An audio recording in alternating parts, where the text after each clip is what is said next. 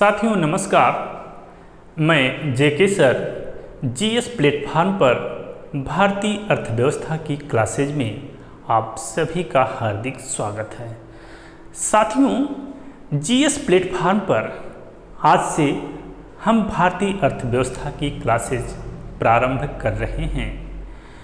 साथियों भारतीय अर्थव्यवस्था की क्लासेज प्रारंभ करने के पीछे मेरा दो मुख्य उद्देश्य है। मेरा पहला उद्देश्य ये है कि भारतीय अर्थव्यवस्था की एक गहरी समझ आपके अंदर विकसित करना है, क्योंकि भारतीय अर्थव्यवस्था एक प्रासंगिक एवं समसामयिक विषय वस्तु है। साथियों मेरा दूसरा उद्देश्य ये है कि आप चाहे जिस प्रतियोगी परीक्षा की तैयारी करते हों, चाहे आप सिविल सेवा यानी आईएएस पीसीएस की तैयारी करते हों, चाहे आप एसएससी बैंकिंग या एक दिवसीय परीक्षाओं की तैयारी करते हों, चाहे आप TGT PGT net JRF assistant professor की तैयारी करते हों, प्रायः सभी परीक्षाओं से भारतीय अर्थव्यवस्था के प्रश्न पूछे जाते हैं। और साथियों भारतीय अर्थव्यवस्था के प्रश्नों को देखते ही आप चुटकियों में हल कर सकें, मेरे पढ़ाने का मूल उद्देश्य यही है। तो साथियों इसी कड़ी में हम भारतीय अर्थव्यवस्था की शुरुआत करते हैं और हम भारतीय अर्थव्यवस्था को पढ़ने के पहले हम संपूर्ण अर्थव्यवस्था को 3 भागों में बांटकर पढ़ेंगे। कितने भागों में? 3 भागों में बांटकर पढ़ेंगे। हमारा पहला भाग होगा बेसिक या फंडामेंटल इकोनॉमी, हमारा दूसरा भाग होगा इंडियन इकोनॉमी और हमारा तीसरा भाग होगा ग्लोबल यानी इंटरनेशनल इकोनॉमी। तो साथियों सबसे पहले हम इस अर्थव्यवस्था के बारे में, इस अर्थव्यवस्था शब्द के बारे में कुछ बातें बताना चाहते हैं। साथियों ये अर्थव्यवस्था यानी इकोनॉमी शब्द अपने आप में एक अधूरा शब्द है। ये अपने आप में पूरा है ही नहीं। यह पूरा तब होता है जब इसके पहले हम किसी समाज, राज्य, देश या विश्व का नाम जोड़ते हैं, क्योंकि अर्थव्यवस्था का अपने आप में कोई अर्थ तब तक नहीं निकलेगा जब तक कि हम इसका अध्ययन किसी समाज, राज्य, देश या विश्व के परिप्रेक्ष्य में न करें। तो इसका मतलब ये हुआ कि अगर अर्थव्यवस्था के पहले हम किसी समाज का नाम जोड़ें तो उसे हम उस समाज की अर्थव्यवस्था कहते हैं, और अगर अर्थव्यवस्था शब्द के पहले हम किसी राज्य का नाम जोड़ें तो उसे हम उस राज्य की अर्थव्यवस्था कहेंगे। जैसे अर्थव्यवस्था के पहले अगर हम उत्तर प्रदेश शब्द जोड़ें तो उसे उत्तर प्रदेश की अर्थव्यवस्था कहा जाएगा। अगर मध्य प्रदेश जोड़ें तो उसे मध्य प्रदेश की अर्थव्यवस्था कहा जाएगा। अगर राजस्थान शब्द जोड़ें तो उसे राजस्थान की अर्थव्यवस्था कहा जाएगा। इसी प्रकार अगर अर्थव्यवस्था शब्द के पहले हम किसी देश का नाम जोड़ें तो उसे उस देश की अर्थव्यवस्था कहा जाएगा। जैसे अगर अर्थव्यवस्था के पहले भारत का नाम जोड़ें तो उसे भारत की अर्थव्यवस्था कहेंगे, और अगर अर्थव्यवस्था के पहले अमेरिका का नाम जोड़ें तो उसे अमेरिका की अर्थव्यवस्था कहेंगे। अगर चीन का नाम जोड़ें तो उसे हम चीन की अर्थव्यवस्था कहेंगे। इसी प्रकार अगर अर्थव्यवस्था के पहले हम विश्व का नाम जोड़ें तो उसे हम विश्व की अर्थव्यवस्था या वैश्विक अर्थव्यवस्था या अंतर्राष्ट्रीय अर्थव्यवस्था के नाम से जानेंगे। तो इसका मतलब ये है कि ये अर्थव्यवस्था शब्द का अर्थ पूरा तब हो जाता है जब इसके पहले हम किसी समाज, राज्य, देश या विश्व का नाम जोड़ते हैं। तो साथियों, इसी क्रम में हम इस अर्थव्यवस्था को 3 भागों में बांटकर पढ़ेंगे, जिसमें हमारा सबसे पहला भाग है बेसिक या फंडामेंटल इकोनॉमी, हमारा दूसरा भाग होगा इंडियन इकोनॉमी और तीसरा भाग होगा ग्लोबल या इंटरनेशनल इकोनॉमी। साथियों, हम भारतीय अर्थव्यवस्था यानी इंडियन इकोनॉमी पढ़ने के पहले हम अर्थव्यवस्था के बेसिक या फंडामेंटल कंसेप्ट को पढ़ेंगे। फिर हम भारतीय अर्थव्यवस्था का अध्ययन करेंगे और भारतीय अर्थव्यवस्था का अध्ययन करने के बाद हम ग्लोबल यानी इंटरनेशनल इकोनॉमी का अध्ययन करेंगे।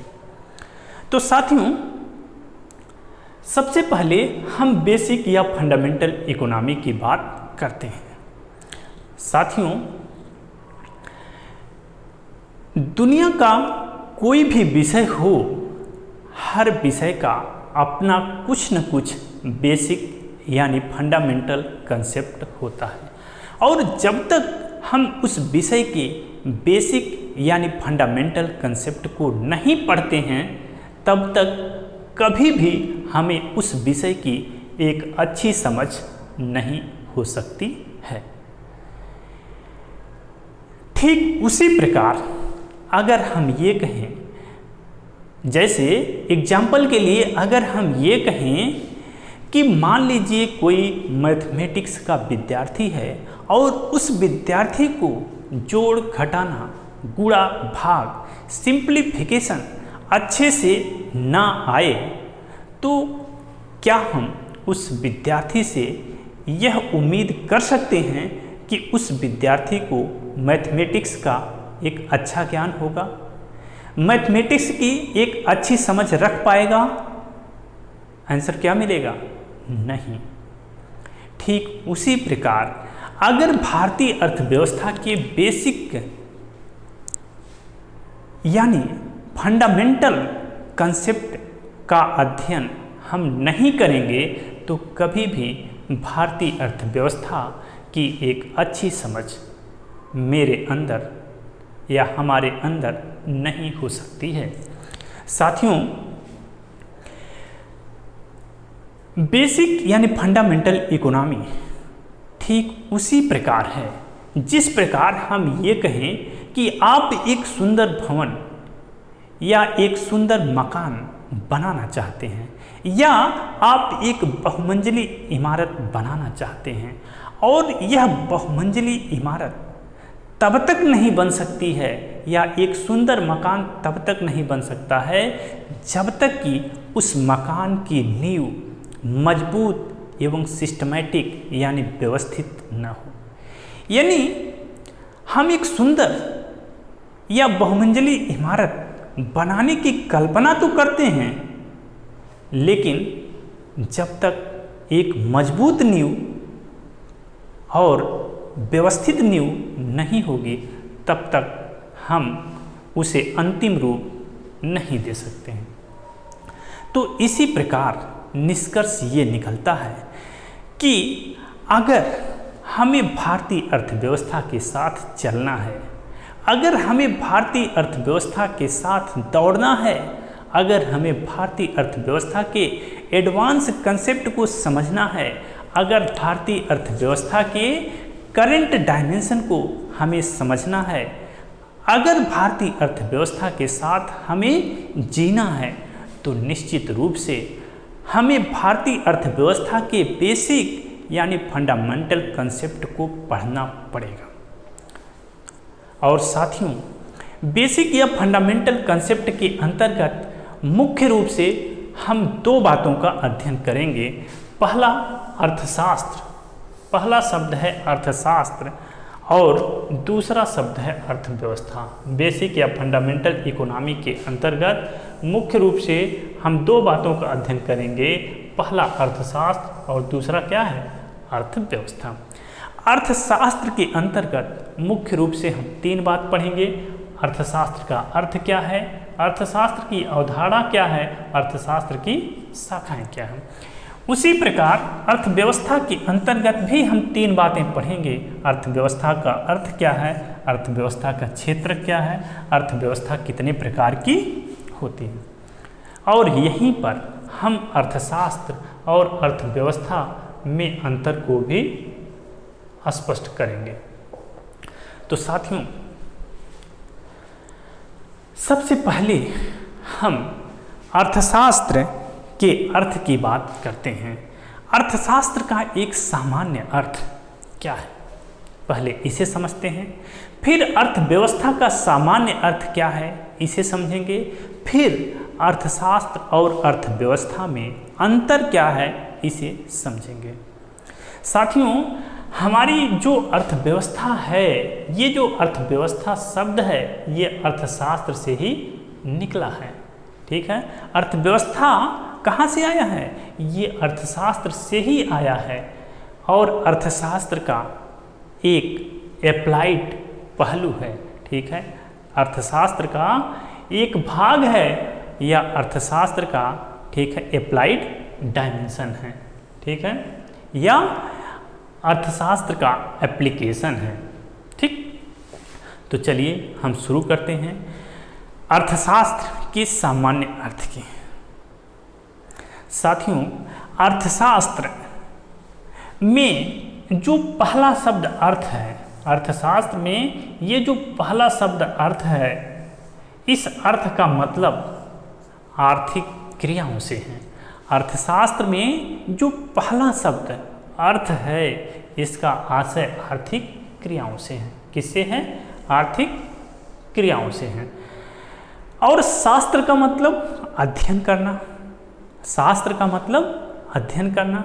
तो साथियों, जब हम, यानी एक लाइन में हम कैसे डिफाइन करेंगे कि जब हम आर्थिक क्रियाओं का अध्ययन करते हैं, लेकिन कैसा अध्ययन, सैद्धांतिक अध्ययन। कैसा अध्ययन करते हैं, सैद्धांतिक अध्ययन करते हैं, तब उसे अर्थशास्त्र कहा जाता है। तो एक लाइन में अर्थशास्त्र का मीनिंग क्या निकला कि जब हम आर्थिक क्रियाओं का सैद्धांतिक अध्ययन करते हैं, तब उसे अर्थशास्त्र कहा जाता है। दूसरे शब्दों में थोड़ा हम और स्पष्ट कर सकते हैं इसे कि जब हम आर्थिक क्रियाओं के नियमों एवं अवधारणाओं के सिद्धांतों का अध्ययन करते हैं, तब उसे क्या कहा जाता है, अर्थशास्त्र कहा जाता है। यानी एक लाइन में अर्थशास्त्र का मीनिंग निकला कि जब हम आर्थिक क्रियाओं के नियमों एवं अवधारणाओं के सिद्धांतों का अध्ययन करते हैं, तब उसे अर्थशास्त्र कहा जाता है। अब साथियों, आपके मन में प्रश्न ये आ रहा होगा कि आखिर आर्थिक क्रिया है क्या, आर्थिक क्रिया है क्या, इकोनॉमिक एक्टिविटी किसे कहा जाता है। तो यहाँ पर आर्थिक क्रियाओं का आशय उपभोग, उत्पादन, विनिमय, वितरण, राजस्व, बचत, निवेश आदि से होता है। आर्थिक क्रियाओं यानी इकोनॉमिक एक्टिविटी का मतलब है उपभोग, उत्पादन, विनिमय, वितरण, राजस्व, बचत, निवेश आदि से होता है। साथियों, उपभोग यानी कंजम्पशन क्या है। अक्सर आप जब भी पेपर या न्यूज़पेपर पढ़ते होंगे, मैगजीन पढ़ते होंगे, किताब पढ़ते होंगे या न्यूज़ चैनल देखते होंगे, यानी आप चाहे टीवी देखें या समाचार पत्र पढ़ें या मैगजीन पढ़ें या न्यूज़पेपर पढ़ें, कुछ भी पढ़ें, आपको इन शब्दों से मुलाकात हमेशा होती होगी। यानी हमेशा आपको हर पेज में मिल जाएगा उपभोग, उत्पादन, विनिमय, वितरण, राजस्व, बचत, निवेश के शब्द आपको हर पेज में मिल जाएगा। तो साथियों, इसको हम समझ लें ताकि हमारा कंसेप्ट क्लियर हो जाए। साथियों, उपभोग यानी कंजम्पशन का आशय है कि किसी वस्तु को खाना या अगर खाने वाली वस्तु नहीं है तो उसका प्रयोग करना उपभोग कहलाता है। यानी अगर कोई वस्तु खाने लायक है तो उसे हम खाते हैं, क्योंकि उस वस्तु से हमें संतुष्टि मिलती है, हमारा पेट भरता है।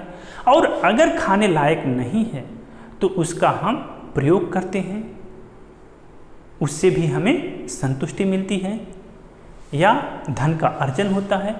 तो यानी कहने का मतलब यह है कि अगर कोई वस्तु खाने लायक है तो हमने उसे खाया, वो भी उपभोग है। और खाने लायक नहीं है तो उसका हमने प्रयोग किया, तो उसका प्रयोग करना भी उपभोग है। जैसे उदाहरण से समझते हैं कि मान लीजिए आप केला खाते हैं, तो केला खाया, केला खाने से आपकी भूख मिटी, आपको संतुष्टि मिली, तो केला का खाना उपभोग है। दूध पीना उपभोग है, दाल चावल सब्जी रोटी खाना उपभोग है, ब्रेड पकौड़ा खाना उपभोग है। आप जूस पीते हैं, अनार का जूस पीते हैं, जूस पीना उपभोग है। चाउमीन खाते हैं, उपभोग है। बिस्किट खाते हैं, नमकीन खाते हैं, ये सब क्या है? उपभोग है। तो हमने क्या बताया कि अगर कोई वस्तु अगर खाने लायक है तो उसे हम खाते हैं, खाने से हमें संतुष्टि मिलती है, यानी हमारी भूख मिटती है, तो उसे हम उपभोग कहते हैं। लेकिन अगर खाने लायक नहीं है तो उसका हम प्रयोग करते हैं, तो प्रयोग करना भी उपभोग कहलाता है। जैसे ये मार्कर है, इस मार्कर को हम खा नहीं सकते, लेकिन मार्कर का हम प्रयोग कर रहे हैं, तो मार्कर का प्रयोग करना उपभोग है। ये व्हाइट बोर्ड है, इसे हम खा नहीं सकते, लेकिन इसका हम प्रयोग कर रहे हैं, तो ये उपभोग हो रहा है। एलईडी का हम उपभोग कर रहे हैं, पंखा का उपभोग करते हैं, टीवी देखना उपभोग है, कूलर चलाना, फ्रिज चलाना, यानी कूलर, पंखा, टीवी, फ्रिज, जितनी भी सारी चीज़ें हैं, मोबाइल जो आप चलाते हैं उपभोग है। कॉपी, किताब, पेन, ये सब क्या है? इसका हम प्रयोग करते हैं। तो निष्कर्ष क्या निकला कि अगर कोई वस्तु खाने लायक है तो हमने खाया, वो भी उपभोग है, और उसका हमने प्रयोग किया जो खाने लायक नहीं है, तो प्रयोग करना भी उपभोग कहलाता है। साथियों, हमारा दूसरा शब्द है उत्पादन। कह रहे हैं कि अगर उपभोग नहीं होता तो क्या हम किसी वस्तु का उत्पादन करते? कभी नहीं करते।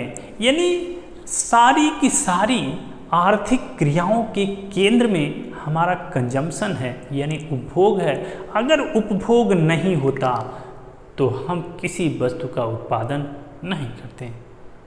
अगर हमारे पास पेट न हो तो क्या हम कोई काम करेंगे? नहीं करेंगे। वही चीज़ है कि अगर उपभोग न हो तो हम किसी वस्तु का उत्पादन नहीं कर सकते हैं। इसीलिए उपभोग को आर्थिक क्रियाओं का आदि एवं अंत कहा जाता है। यानी उपभोग से ही आर्थिक क्रिया की शुरुआत होती है और उपभोग पे ही समाप्त हो जाती है। यानी उपभोग आर्थिक क्रियाओं का आदि है, यानी प्रारंभ है, और अंत भी है। इसी उपभोग के लिए हम क्या करते हैं? उत्पादन करते हैं। साथियों, उत्पादन का मतलब होता है धन का अर्जन करना। कह रहे धन का अर्जन करना कैसे होगा? कि उत्पादन या तो हम खेतों में करेंगे, जमीन पर करेंगे। खेतों में करने का मतलब क्या है? खाद्यान्न फसलों का उत्पादन करेंगे, गेहूं चावल का उत्पादन करेंगे। या तो हम कोई वस्तु बनाएंगे, उसके लिए हम फैक्ट्री लगाएंगे, उद्योग लगाएंगे। जैसे पेन बनाने वाला उद्योग हमने लगाया, मोबाइल बनाने वाला उद्योग लगाया। या तो हम सेवाओं का सृजन करेंगे किसी ऑफिस या कार्यालय में, ठीक है, ऐसा काम करेंगे, ठीक है। जैसे वकील क्या करता है? आप झगड़ा करते हैं, लड़ाई करते हैं, तो वकील के पास जाते हैं, तो वकील आपको सलाह देता है, डॉक्टर के पास जाते हैं, डॉक्टर आपको सलाह देता है, ठीक है। तो यानी टीचर के पास जाते हैं, टीचर आपको पढ़ाता है। तो यानी कहने का मतलब ये हुआ कि अगर हम किसी ऑफिस या कार्यालय में जाते हैं, ठीक है, तो ऑफिस या कार्यालयों में सेवाओं का सृजन होता है। आगे हम स्पष्ट करेंगे, बताएंगे कि वस्तु और सेवा में डिफरेंस क्या है, ठीक है। लेकिन यहाँ पर बस हम इतना समझते हैं कि धन का अर्जन करने के लिए यानी उत्पादन करने के लिए हम या तो खेतों में खाद्यान्नों का उत्पादन करेंगे, ठीक है, या तो उद्योगों या कारखानों में हम वस्तु का निर्माण करेंगे, या ऑफिसों या कार्यालयों में हम सेवाओं का सृजन करेंगे। साथियों, उपभोग के बाद उत्पादन आया, और उत्पादन के बाद जो तीसरी हमारी आर्थिक क्रिया है जिसे हम विनिमय कहते हैं। विनिमय का मतलब एक्सचेंज, ठीक है। यानी उपभोग को अंग्रेजी में हमने क्या बोला था? कंजम्पशन। उत्पादन को क्या बोला? प्रोडक्शन। और विनिमय का मतलब होता है एक्सचेंज। ऐसा नहीं है कि हर व्यक्ति के पास हर तरह की वस्तु हो या उसकी जितनी आवश्यकता हो उतनी वस्तुओं का उत्पादन वो करता है, ऐसा संभव नहीं है। यानी कोई व्यक्ति अपने आप में पूरी तरह से डिपेंडेंट नहीं है, वह कहीं न कहीं दूसरों पर निर्भर भी होता है। तो विनिमय का मतलब होता है अदला बदली, ठीक है। यानी अदला बदली का मतलब एक सामान के बदले दूसरी सामान प्राप्त करना। लेकिन इस विनिमय के दो स्वरूप होते हैं, एक वस्तु विनिमय, दूसरा मुद्रा विनिमय। वस्तु विनिमय का मतलब क्या है कि जब हम एक वस्तु के बदले अपनी आवश्यकता की दूसरी वस्तु प्राप्त करते हैं तब उसे वस्तु विनिमय कहा जाता है, ठीक है। जैसे 1 किलो गेहूं देकर हम 1 किलो प्याज खरीदें तो क्या हो गया? वस्तु विनिमय हो गया। गेहूं देकर 1 केजी गेहूं देकर हम एक पेन खरीदें तो वस्तु विनिमय हो गया।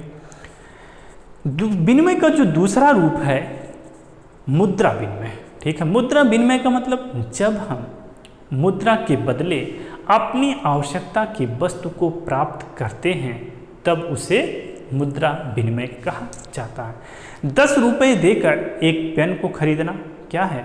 मुद्रा विनिमय। 10 रुपये देकर 1 किलो आलू खरीदना क्या है? मुद्रा विनिमय। यानी निष्कर्ष क्या निकला कि अगर हम एक वस्तु के बदले अपनी आवश्यकता की दूसरी वस्तु प्राप्त करते हैं तो उसे वस्तु विनिमय कहा जाएगा।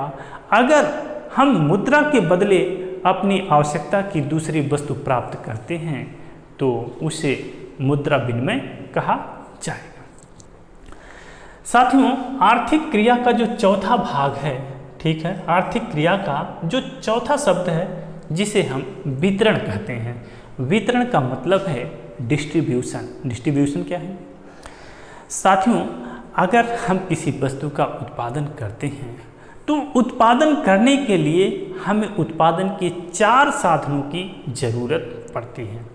यानी इकोनॉमिक्स में उत्पादन के 4 साधन माने गए हैं। बिना इन चारों साधनों के उत्पादन हो ही नहीं सकता। जैसे हम समझें कि मान लीजिए कि एक फैक्ट्री या एक उद्योग हम लगाते हैं जिसमें पेन का निर्माण होता है। क्या बनती है? जिसमें पेन बनती है। और पेन बनाने के लिए सबसे पहले हमें क्या करना पड़ेगा? सबसे पहले यानी पेन का उद्योग लगा रहे हैं तो पेन का उद्योग लगाने के लिए सबसे पहले हमें लैंड चाहिए, यानी ज़मीन चाहिए। क्या बिना ज़मीन के, बिना मकान के उद्योग लगेगा कैसे? क्योंकि उसके लिए तो ज़रूरी है। तो सबसे पहले हम भूमि को परचेज करेंगे या किराए पर लेंगे, ठीक है। तो उत्पादन का हमारा पहला साधन भूमि हो गया, यानी लैंड हो गया। दूसरा, इस पेन के उद्योग में हमें लेबर भी चाहिए। बिना लेबर का, बिना श्रम का उत्पादन हो नहीं सकता। यानी दूसरा साधन हमारा क्या हो गया? लेबर यानी श्रम हो गया। और तीसरा साधन है कि अगर भूमि और श्रम दोनों हो तो क्या सिर्फ भूमि और श्रम से उत्पादन हो सकता है? नहीं, हमें पूंजी भी चाहिए उद्योग लगाने के लिए, ठीक है, हमें पैसा भी चाहिए। पैसा कहाँ से मिलेगा? बैंक से मिलेगा। तो तीसरा शब्द जो मिला वो क्या है? पूंजी यानी कैपिटल। साथियों, इन तीन साधनों के अतिरिक्त, इन तीन साधनों के अलावा जो चौथा हमारा साधन है, ठीक है, वो भी बहुत महत्वपूर्ण है। क्योंकि अगर ये तीनों हैं, लेबर है, लैंड है, ठीक है, यानी लैंड है, लेबर है, कैपिटल है, और अगर कोई साहसी न हो, कोई एंटरप्रेन्योर न हो, तो क्या उत्पादन संभव है? नहीं। तो यानी उत्पादन का जो चौथा साधन है वो क्या है? साहसी यानी एंटरप्रेन्योर। यानी साहसी क्या करेगा? साहसी लैंड, लेबर और कैपिटल का समन्वय करके वस्तु का उत्पादन करेगा, ठीक है, या वस्तु का उत्पादन करवाएगा, ठीक है। तो यानी जब तक साहसी नहीं होगा, जब तक उद्यमी नहीं होगा, जब तक एंटरप्रेन्योर नहीं होगा, तब तक वस्तु का उत्पादन संभव नहीं हो सकता है। इसीलिए अर्थशास्त्र में उत्पादन के 4 साधन माने जाते हैं। नंबर 1 लैंड यानी भूमि, नंबर 2 लेबर यानी श्रम, नंबर 3 पूंजी यानी कैपिटल, नंबर 4 साहसी यानी एंटरप्रेन्योर।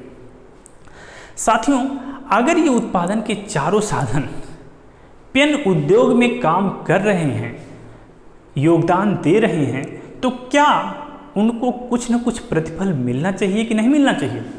निश्चित रूप से मिलना चाहिए। यानी जो हमने भूमि लिया, भूमि के बदले भूमि के मालिक को जो प्रतिफल दिया जाता है उसे हम लगान कहते हैं, उसे हम रेंट कहते हैं।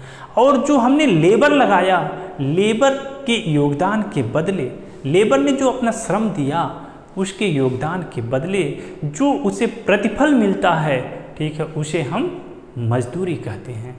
और जो पूंजी हम बैंक से लाए थे पैसा, ठीक है, उस पूंजी के प्रयोग के बदले जो प्रतिफल हम बैंकों को देते हैं उसे हम ब्याज कहते हैं, इंटरेस्ट कहते हैं, ठीक है। और जो साहसी है, ठीक है, साहसी ने जो अपना योगदान दिया उत्पादन में, जो अन्य तीनों साधनों का समन्वय करके उत्पादन को संभव बनाया, उसे अपने योगदान के बदले जो प्रतिफल मिलता है उसे हम लाभ कहते हैं, प्रॉफिट कहते हैं। और वितरण के अंतर्गत इन्हीं चारों सिद्धांतों, इन्हीं चारों साधनों के प्रतिफलों का अध्ययन किया जाता है। यानी वितरण के अंतर्गत लगान, मजदूरी, पूंजी यानी ब्याज, लगान, मजदूरी, ब्याज और लाभ का अध्ययन किया जाता है। इनसे संबंधित सिद्धांत को हम वितरण के सिद्धांत भी कहते हैं, ठीक है। तो यानी वितरण का संबंध किससे है? भूमि यानी लगान से है, ठीक है, मजदूरी से है और ब्याज से है। इसके अलावा चौथा साहसी को क्या मिलेगा? लाभ मिलेगा। तो यानी इन्हीं चारों चीज़ों का, यानी लगान का अध्ययन हम वितरण के अंतर्गत करते हैं, मजदूरी का अध्ययन हम वितरण के अंतर्गत करते हैं, ब्याज का अध्ययन हम वितरण के अंतर्गत करते हैं और लाभ का अध्ययन हम वितरण के अंतर्गत करते हैं। तो ये हो गया वितरण। और इसके बाद जो 5वां शब्द है, ठीक है, आर्थिक क्रिया के अंतर्गत 5वां शब्द है राजस्व। राजस्व को हम अंग्रेजी में रेवेन्यू कहते हैं। रेवेन्यू का मतलब क्या है कि जो हमने उत्पादन किया उस उत्पादन को हम बाजार में बेचते हैं और उत्पादन को बाजार में बेचने से जो आय प्राप्त होती है उसे हम रेवेन्यू कहते हैं, राजस्व कहते हैं। अगला शब्द है बचत। बचत का मतलब क्या है? बचत का मतलब सेविंग है। अंग्रेजी में इसे सेविंग कहते हैं, ठीक है। कह रहे हैं कि अपनी आय का, जो हमें टोटल आय प्राप्त होती है, जो हमने उत्पादन किया, उत्पादन से जो हमें पूरा इनकम मिली, ठीक है, यानी जो हमारे पास इनकम है, ऐसा नहीं है कि सारी की सारी इनकम का हम कंजम्पशन कर लें, उपभोग कर लें, यानी खर्चा कर लें। हम अपनी आय का कुछ न कुछ हिस्सा बचाकर चाहे अपने घरों में रखें या बैंकों में रखें, यानी आय का वह भाग जिसे खर्च नहीं किया जाता है, जिसे घरों में या बैंकों में बचा कर रखा जाता है, उसे हम क्या कहते हैं? बचत कहते हैं। और साथियों, यही बचत अगर हम किसी व्यापारिक क्रियाकलापों में लगाते हैं, ठीक है, किसी कंस्ट्रक्शन में लगाएं या ऐसी जगह पर बचत का प्रयोग करें जिससे हमें लाभ मिले, जिससे हमें धन का अर्जन हो, तब उस बचत को हम क्या कहते हैं? निवेश कहते हैं। तो साथियों, हमें विश्वास है कि आपको उपभोग, उत्पादन, विनिमय, वितरण, राजस्व, बचत और निवेश का अर्थ समझ में आ गया होगा। तो साथियों, अब हम आगे बढ़ते हैं। तो हमने क्या बताया था कि अर्थशास्त्र, यानी अर्थशास्त्र का मीनिंग बताया था कि जब हम आर्थिक क्रियाओं के नियमों एवं अवधारणाओं के सिद्धांतों का अध्ययन करते हैं तब उसे अर्थशास्त्र कहा जाता है। साथियों, अर्थव्यवस्था क्या है कि जब हम इन्हीं आर्थिक क्रियाओं के नियमों एवं अवधारणाओं, यानी जब हम इन्हीं आर्थिक क्रियाओं के नियमों एवं अवधारणाओं के सिद्धांतों का व्यवहारिक जीवन में प्रयोग करते हैं, ठीक है, क्या करते हैं? जब हम आर्थिक क्रियाओं के नियमों एवं अवधारणाओं के सिद्धांतों का अपने व्यवहारिक जीवन में प्रयोग करते हैं तब उसे क्या कहा जाता है? तब उसे अर्थव्यवस्था कहा जाता है। यानी अर्थशास्त्र और अर्थव्यवस्था, अर्थशास्त्र और अर्थव्यवस्था में डिफरेंस क्या हुआ?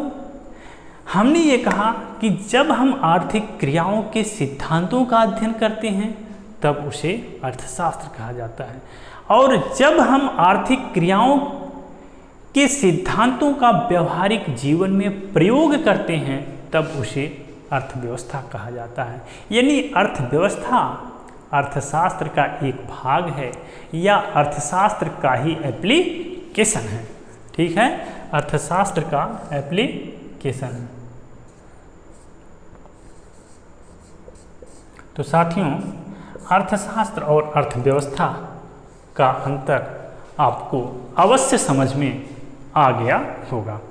पुनः हम एक बार स्पष्ट करना चाहते हैं कि एक लाइन में आप कैसे डिफाइन करेंगे कि अर्थशास्त्र आर्थिक क्रियाओं के सिद्धांतों का अध्ययन है, जबकि अर्थव्यवस्था आर्थिक क्रियाओं के सिद्धांतों का व्यवहारिक जीवन में प्रयोग है, ठीक है, व्यवहारिक जीवन में प्रयोग है। साथियों, अब हम और आगे बढ़ते हैं। अगर अर्थशास्त्र को हम अर्थशास्त्र की भाषा में परिभाषित करें, अगर अर्थशास्त्र को हम अर्थशास्त्र की भाषा में परिभाषित करें तो हम कह सकते हैं, क्या कह सकते हैं? थोड़ा सा अर्थशास्त्र की भाषा में भी समझते हैं।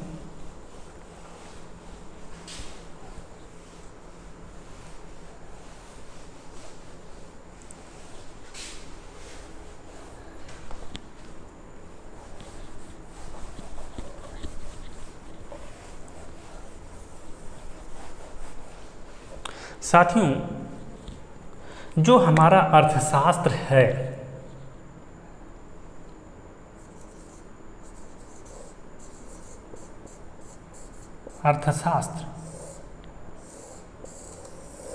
अर्थशास्त्र को हम एक विज्ञान कहते हैं।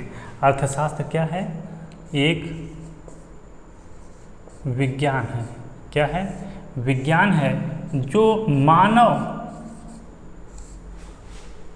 जीवन के आर्थिक पक्षों का अध्ययन करता है।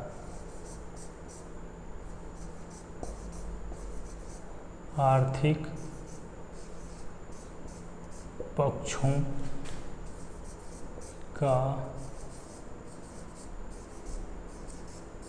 अध्ययन करता है।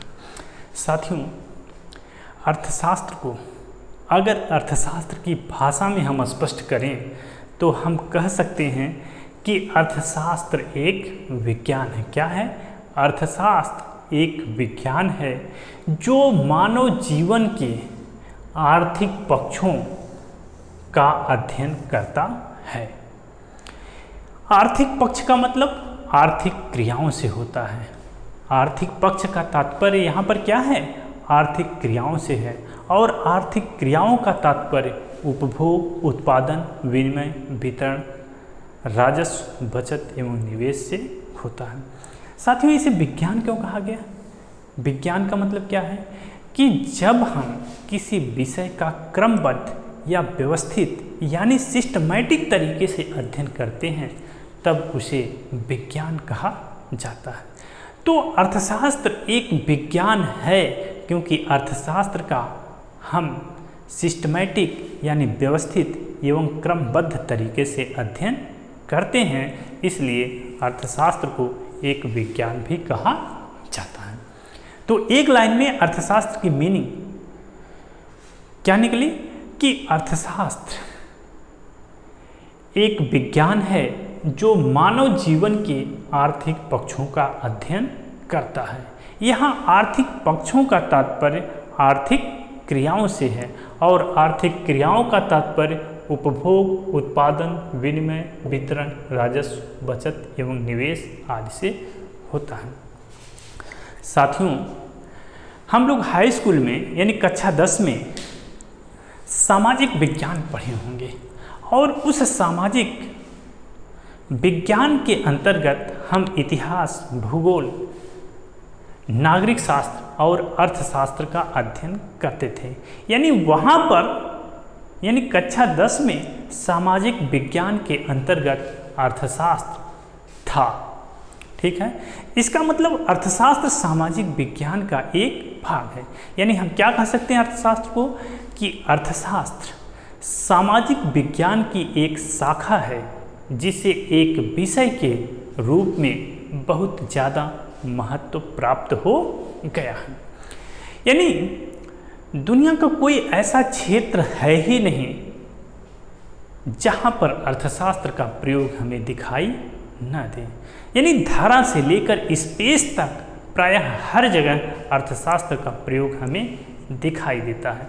चाहे हम सामाजिक क्षेत्र में देखें, चाहे आर्थिक क्षेत्र में देखें, चाहे राजनीतिक क्षेत्र में देखें, चाहे धार्मिक क्षेत्र में देखें, चाहे सांस्कृतिक क्षेत्र में देखें, यानी किसी भी क्षेत्र में देखें, प्रायः हर जगह अर्थशास्त्र का प्रयोग हमें दिखाई जरूर देता है। तो साथियों, हमने क्या बताया कि अर्थशास्त्र सामाजिक विज्ञान की एक शाखा है जिसे एक विषय के रूप में बहुत ज़्यादा महत्व प्राप्त हो गया है और इस विषय को अंग्रेजी में इकोनॉमिक्स और हिंदी में अर्थशास्त्र कहते हैं। तो साथियों, आज की क्लासेज में बस इतना ही। और सारांश क्या निकला? आज की क्लासेज का सारांश क्या निकला? सारांश ये निकला कि हमने अर्थशास्त्र का सामान्य अर्थ पढ़ा, पहली बात। दूसरी बात, हमने अर्थव्यवस्था का सामान्य अर्थ पढ़ा। तीसरी बात, अर्थशास्त्र और अर्थव्यवस्था में अंतर को हमने समझा। तो समरी क्या निकला? समरी ये निकला, 1 मिनट में पूरे क्लास की समरी क्या निकली? 1 मिनट में समरी ये निकली कि अर्थशास्त्र क्या है। इसका आंसर हमें मिला कि जब हम आर्थिक क्रियाओं के सिद्धांतों का अध्ययन करते हैं तो उसे अर्थशास्त्र कहा जाता है। आर्थिक क्रियाओं का तात्पर्य उपभोग, उत्पादन, विनिमय, वितरण, राजस्व, बचत एवं निवेश आदि से होता है। अर्थव्यवस्था किसे कहते हैं? जब हम आर्थिक क्रियाओं के सिद्धांतों का अपने व्यवहारिक जीवन में प्रयोग करते हैं तब उसे अर्थव्यवस्था कहा जाता है। दोनों में अंतर क्या है? अंतर ये है कि आर्थिक क्रियाओं के सिद्धांतों का अध्ययन अर्थशास्त्र कहलाता है, जबकि आर्थिक क्रियाओं के सिद्धांतों का व्यवहारिक जीवन में प्रयोग करना अर्थव्यवस्था कहलाता है। इसका मतलब अर्थव्यवस्था अर्थशास्त्र का ही एक भाग है। ठीक है, अर्थव्यवस्था अर्थशास्त्र का एप्लीकेशन है। तो साथियों, आज की क्लास में बस इतना ही। आप सभी को बहुत बहुत धन्यवाद। Thank you.